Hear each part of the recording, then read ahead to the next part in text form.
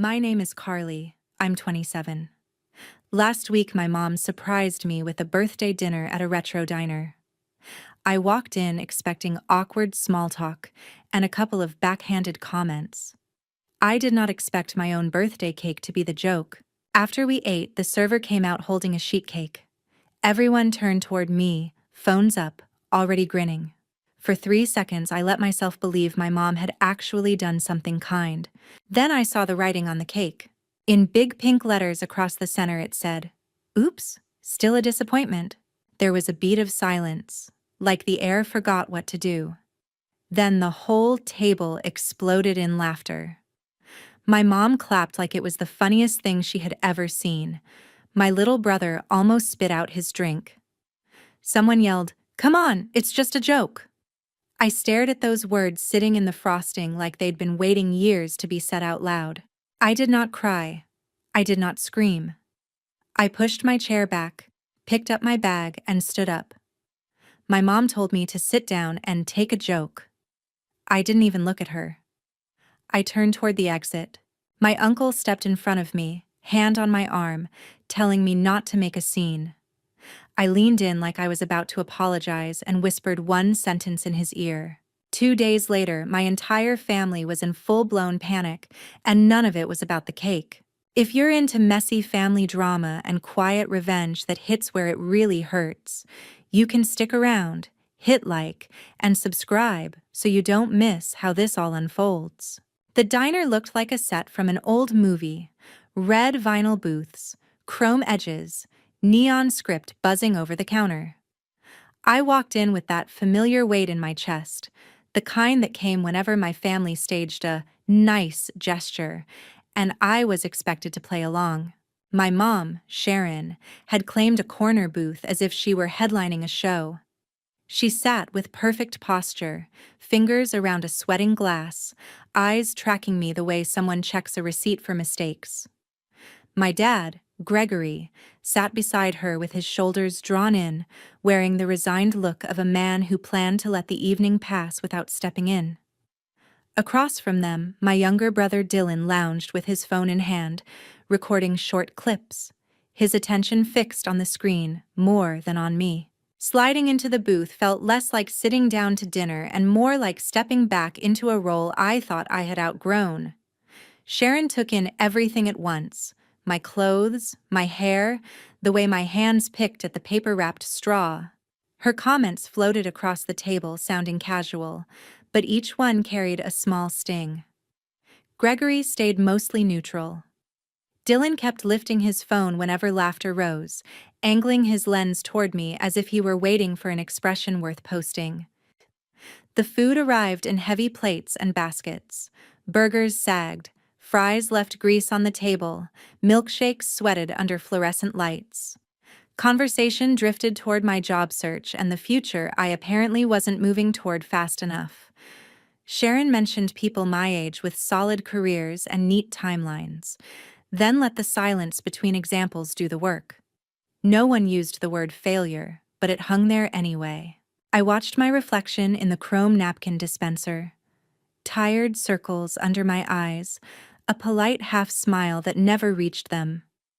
I didn't look like someone being celebrated. I looked like someone being evaluated. I felt that tiredness settle along my shoulders, but under it something calmer, colder, stayed in place and kept watching. Servers moved through the aisles, topping off drinks and clearing plates. Sharon seemed to grow brighter as the table emptied, as if the performance were building toward a final act. She glanced toward the counter more than once, and each glance tightened something in my chest. When most of the plates were pushed aside and the noise in the diner had fallen into a low hum, I saw the server nod toward our booth and vanish behind a swinging door. Dylan straightened, phone ready. Gregory rubbed his palms on his jeans, expectant. I sat very still, feeling the air around us change in a way the lights didn't explain. The server came back carrying a sheet cake on a plastic tray, candles flickering as she walked. Conversations at nearby tables dipped as people turned to look. The cake landed in front of me, frosting wobbling around the edges. For a moment, I let myself hope the message would be harmless, something bland and forgettable. Then I read what they had chosen to have written above my name. The reaction was instant and loud, a burst of laughter that wiped out whatever the jukebox was playing. Sharon pressed her hand to her chest in delight. Dylan lifted his phone higher to catch every second. Gregory watched me with the cautious interest of someone waiting to see if a glass will shatter. Sitting there under cheap neon with that message staring back at me from the icing, I understood I wasn't misreading them or overreacting. This wasn't a slip or a joke that went too far. It was how they wanted to define me, paid for and presented on a plastic tray. A few months before that birthday, I spent a Saturday back at my parents' house doing what they called a quick favor. My dad's back was acting up, and he needed help clearing out the small room he used as an office. In his mind, I had free time and working arms, which made me the obvious choice. I followed him down the hallway past my old bedroom and into a space that looked like it had been holding its breath for years. The office was more storage closet than workspace. Cardboard boxes were stacked against the walls, and loose papers sagged on top of a filing cabinet. My dad pointed to a cluster of boxes he wanted moved to the garage, then lowered himself into a chair with the stiff movements of someone pretending they were fine.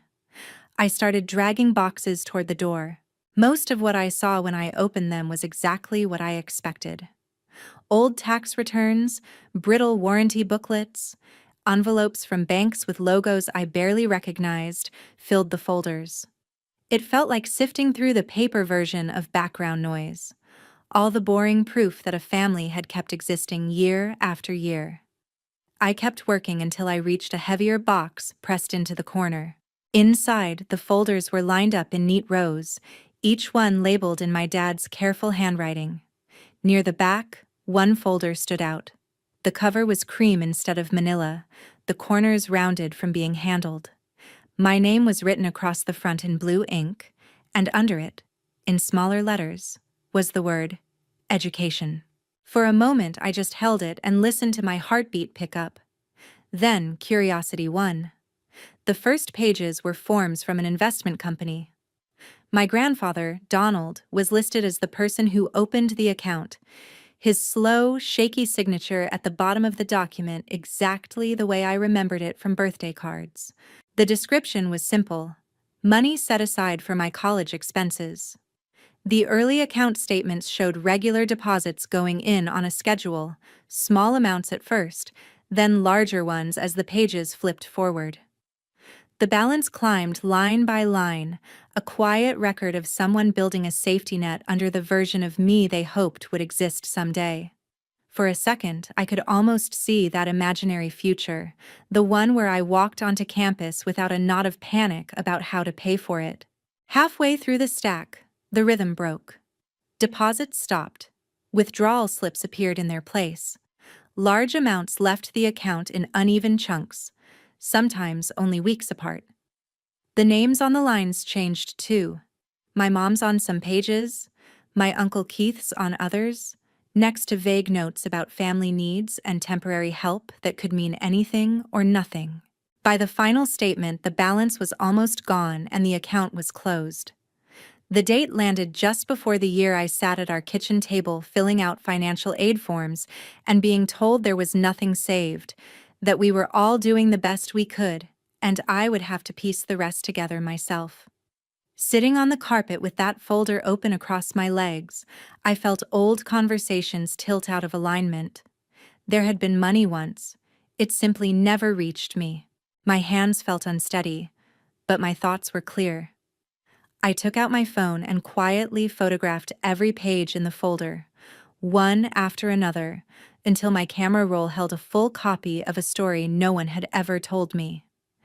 Then I stacked the papers exactly as I had found them, slid the folder back into the box, and closed the lid before carrying it downstairs. On the drive home, my bag sat heavy on the passenger seat, my phone inside it holding proof that my family had not just mishandled my feelings. Long before a cake spelled it out, they had already spent my future. The days after my birthday settled into a deliberate quiet. I shut my phone off when I got home and let the apartment stay still. I went to my temporary job, came back to my small place, cooked simple food, and moved through each evening without the vibration of other people's reactions in my hand.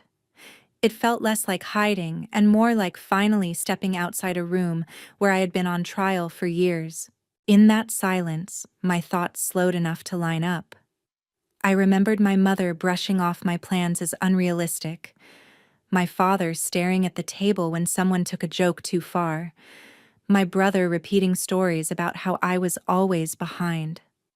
None of that was new. What changed was the sentence on the cake tying those moments together. Once I had seen it written out, it stopped being possible to pretend they meant anything kinder. On the second evening, I turned my phone back on. The screen filled with missed calls, voicemails, and message previews. My mother's name appeared again and again, followed by my father, my Uncle Keith, and Dylan. Long threads of texts and a few emails waited. Skimming through them was enough. My mother framed the dinner as support I had misunderstood, and leaned on the idea that she had sacrificed too much to deserve this distance. My father urged me to talk before things went too far. Keith focused on my reaction, as if leaving had been the real offense. Dylan tried to treat the whole thing as a joke we would eventually laugh about. I did not answer any of them directly.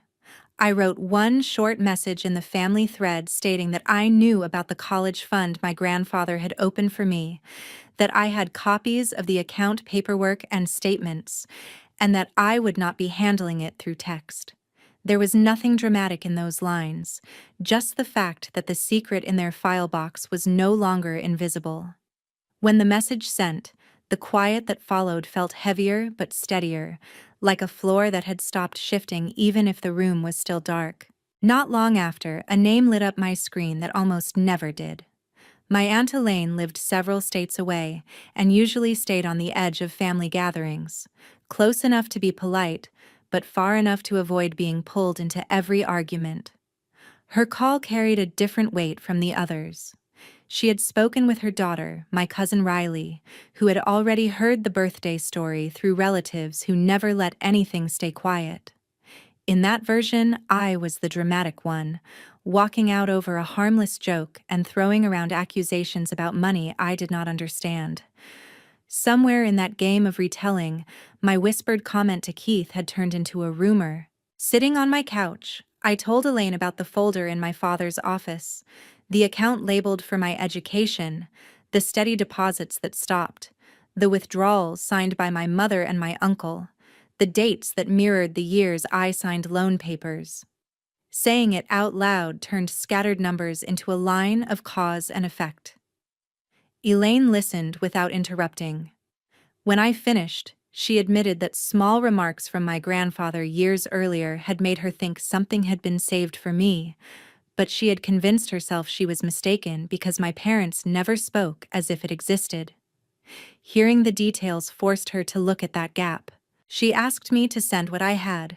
I opened my laptop, pulled up the email where I had stored the images and documents, and attached every file to a message addressed to her. Watching the progress bar move across the screen, I realized how long I had been gripping that knowledge alone. When the email finally left my outbox, the evidence no longer lived only on my phone and in my memory. The weight of what my family had done shifted slightly away from being a secret I carried and toward something that could, at least in theory, be held up to the light. The email from Elaine with the lawyer's name felt different from everything my family had sent so far. It was short and practical, with no guilt woven into the lines. She wrote that what I had found matched things my grandfather once hinted at, and that this was bigger than a misunderstanding. She knew someone who handled situations where money meant for one person quietly ended up in someone else's account. The lawyer's office was small and neat, tucked above a coffee shop downtown. He glanced at the stack of papers I brought and asked me to explain them before he read anything. I laid out the story in order, from the labeled folder in my dad's office to the closed account, then the student loans and years of payments that followed. Saying it like that made my own life sound like a case file. He read through each page with steady attention, checking names, dates, and account numbers without comment. To him, the college fund was not a favor. It was an account with a clear purpose and a named beneficiary. The withdrawals were not mistakes, but deliberate transfers that never touched tuition or housing. In plain language, he said there were formal ways to demand that money back, along with the growth it should have earned. Hearing those words unsettled me and settled me at the same time. I had always left room for the idea that there was some emergency or confusion I had not known about. Now, an outsider was looking at the same numbers and calling them misuse without hesitation. It was both grounding and quietly devastating to realize my mother and Keith had seen my name on that account and still emptied it. When he asked whether I wanted to move forward, the answer was already sitting behind my ribs. I thought of the years of juggling rent and minimum payments, of my mother still talking about me as if I were lazy and ungrateful. Walking away would have meant choosing their comfort over my future again. I told him I wanted to take whatever steps were necessary. Those steps looked simple on paper. He requested official records from the investment company and the bank, so nothing rested solely on the copies I had found. He prepared a letter to my mother and Keith, stating that their use of the fund was under review, and that documents tied them to every withdrawal. He copied Elaine so at least one other adult in the family saw the situation in formal language instead of sentiment. As soon as those letters landed, the tone of the family group chat shifted. The usual stream of jokes and photos was pushed aside by long messages about loyalty and keeping problems inside the family. My mother wrote about feeling attacked and insisted that everything she had done was for us. My father tried to calm everyone from the sidelines, but his messages sank without changing anything. Dylan added vague comments about drama that did not use my name, but clearly pointed at me. In the middle of that noise, my cousin Riley started asking questions. She wanted to know when the account had been opened, who had access to it, and why I had never been told it existed while I signed loan papers. She did not attach the documents she had seen, but every question hinted that there was more evidence than my parents were admitting. No one answered her directly. They dodged, shifted the subject, and circled back to my attitude instead of the money. Watching all of this unfold on my phone felt sharp and unreal. For years, whenever I challenged the way my family treated me, it turned into a lecture about how sensitive I was. Now someone else in the same thread was tracing the same cracks without apologizing.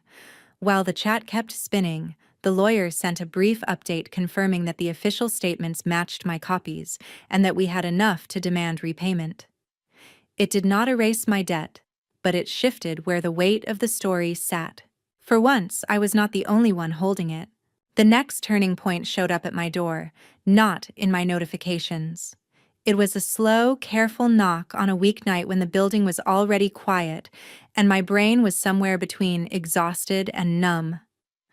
I stood there for a moment, hand hovering over the handle, knowing that whoever was on the other side was not here to make this easier. Avoiding them had never changed what they did. It had only delayed when I had to face it. My mother was in the hallway, coat half-buttoned, hair pulled back too tight, like she had rushed out before she could talk herself into staying home. The overhead light in the corridor made her look sharper, less soft-focused than she liked to appear. For years, seeing her at my doorstep would have felt like rescue. That night, it felt like the past trying to push its way back in. I opened the door, but I did not step aside. She walked into my apartment as if it were a room she had the right to inspect. Her eyes skimmed over the second-hand couch, the wobbly table, the stack of bills on the counter. Nothing about the space matched the picture she had always held up as a successful adult life. I could feel her turning every object into evidence that I still needed the kind of guidance she believed only she could give. For once, I let that judgment land and did nothing to soften it. She started talking in a tone she reserved for doctors and school principals, the polished voice she used when she wanted to sound reasonable. She said she was worried about me, that she did not understand how a birthday dinner had turned into distance and legal papers. She framed everything as a misunderstanding made bigger by my hurt feelings. The cake and the words on it vanished from her version, replaced by vague references to jokes that had gotten out of hand. In the story she told, I had taken things too seriously and dragged strangers into family business. When she finally mentioned the money, it was almost an afterthought. The fund became something that had been sitting there during hard years, another resource to pull from when she and my Uncle Keith were trying to keep everyone afloat. The withdrawals turned into difficult choices, the kind any parent would make. My name on the documents, my plans for school, the loans I had signed to cover what was supposedly not there, all of that slid to the edges of her explanation. She wanted me to see sacrifice where I saw a promise quietly emptied. Sitting across from her, I could feel two realities pressing against each other.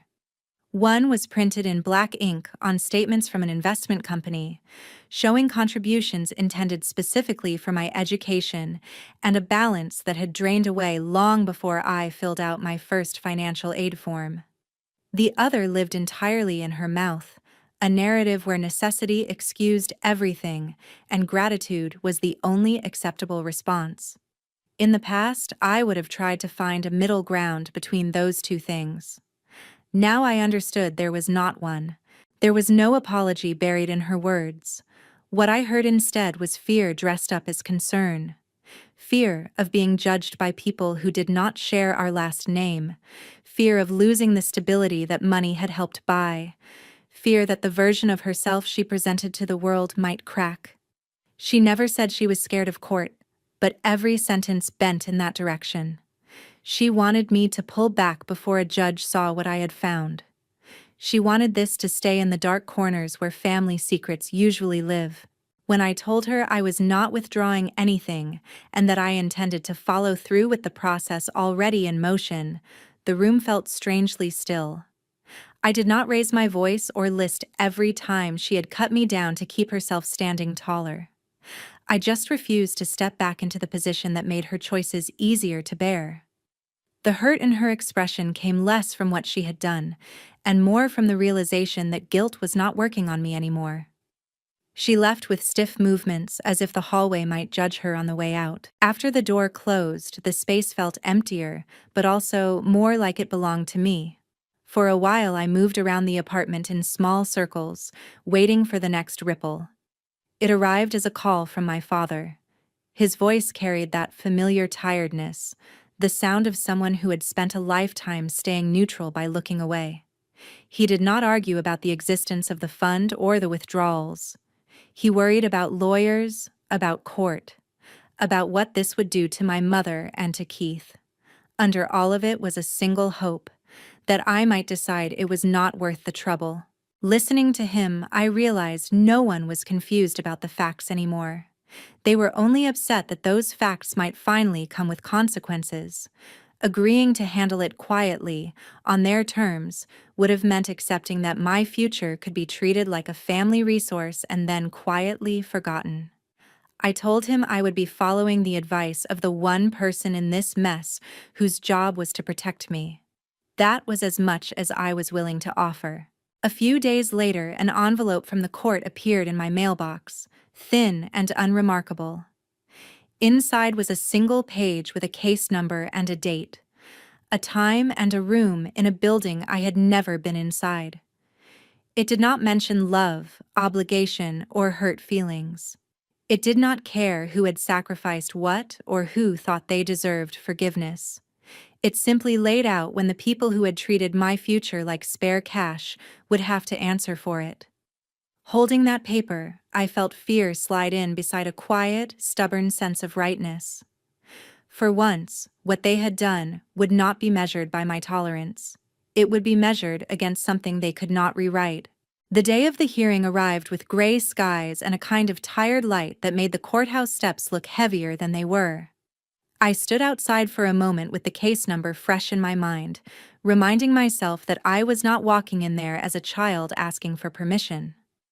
I was a person bringing proof, That thought did not erase the tremor under my skin, but it kept my feet moving. Inside the courtroom, everything felt pared down to essentials: wooden benches, a raised bench for the judge, a couple of tables for the people who were there to argue over what had already happened. My lawyer sat beside me, composed and efficient, sorting through neatly clipped documents. Across the room, my mother and Keith took their places with their own counsel. My father sat at the end of their row, shoulders slightly hunched, as if trying to shrink out of the frame. Elaine found a seat behind me, quiet support in a space that did not acknowledge emotional roles. The judge did not care about the cake, the diner, or any of the words that had been thrown around in messages after. The only language that held weight there was the one printed on account forms and bank statements. One by one, my lawyer laid out the story in that dialect. He showed the paperwork my grandfather had signed establishing the fund, the designation that named me as the person the money was meant to help, the years of steady contributions, and then the sharp turn where deposits ended and withdrawals began. Each page showed the same pattern. The signatures at the bottom belonged to my mother and my uncle. The funds moved into their accounts with vague labels that never touched tuition offices or housing bills in my name. The official records from the investment company matched the copies I had taken from my father's office. There was no missing document, no hidden clause that said they could convert that money into a general family pool when it pleased them. On paper, it was straightforward. Money set aside for one purpose had been diverted elsewhere. Their side leaned hard on context. There were mentions of difficult years, unexpected expenses, pressure to keep a roof over all of our heads. They tried to paint the account as a tool they had to use, not something they had chosen to raid. The story suggested that any parent in their position would have done the same, and that love should outweigh the technicalities printed on institutional letterhead. None of that changed the numbers. The judge listened without much visible reaction, then returned again to the documents and the language written there. What mattered in that room was not how my mother felt about her sacrifices or how Keith framed his struggles. It was the clear record that funds intended for my education had been spent without my knowledge and without any attempt to replace them. The judge's decision was presented calmly, almost clinically.